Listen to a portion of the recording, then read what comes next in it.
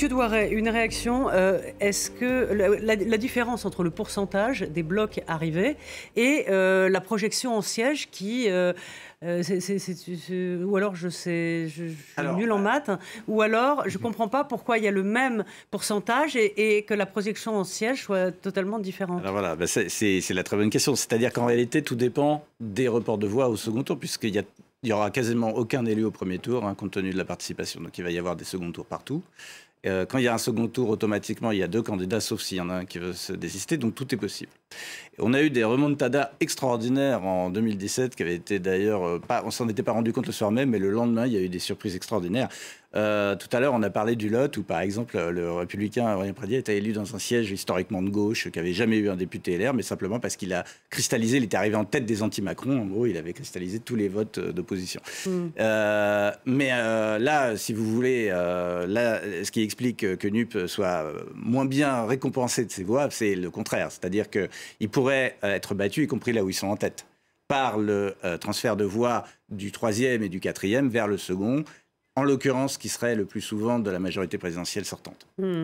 Donc risque quand même pour Emmanuel Macron de ne pas avoir de majorité. Là, sur le papier, le plus probable serait une majorité de centre-droit, parce que dans un autre pays, on appellerait une majorité de centre-droit.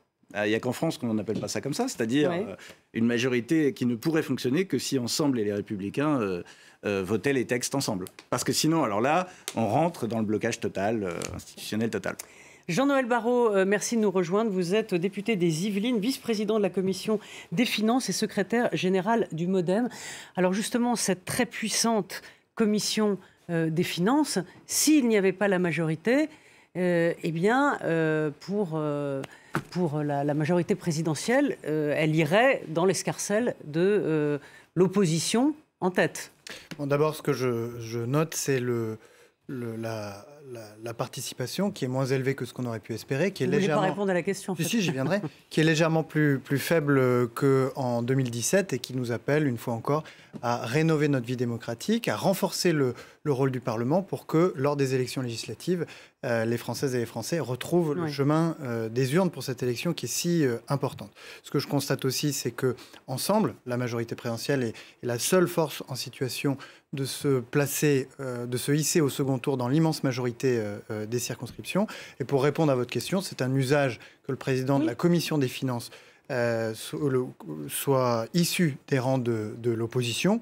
Et donc nous verrons, une fois la nouvelle Assemblée constituée, quelle est la majorité, quels sont les groupes d'opposition, puisque les forces qui composent la NUPES ont déjà annoncé qu'elles formeraient des groupes distincts. Et nous verrons duquel des groupes d'opposition, parce que je vois apparaître des chiffres de 50 à 80 députés pour les Républicains. Je ne sais pas comment se répartiront les sièges de la NUPES entre les différents groupes, et lequel de ces groupes pourvoira le président de la Commission des Finances. Daniel Obono, donc égalité, en tout cas pour l'instant, entre NUP et donc Ensemble, donc 25,2, c'est même pas du touche-touche, c'est une égalité absolument parfaite. Satisfaite de ce premier résultat ? Et d'abord, je salue celles et ceux qui se sont exprimés, tous les Français et Françaises qui sont allés voter aujourd'hui.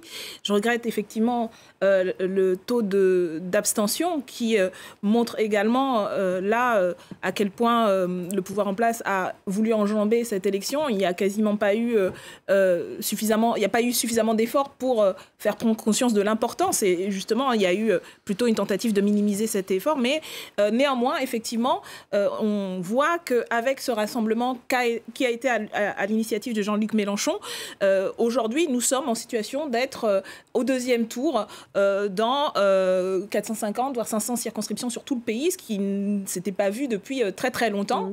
Nous avons aussi une majorité présidentielle qui fait moins de 30%.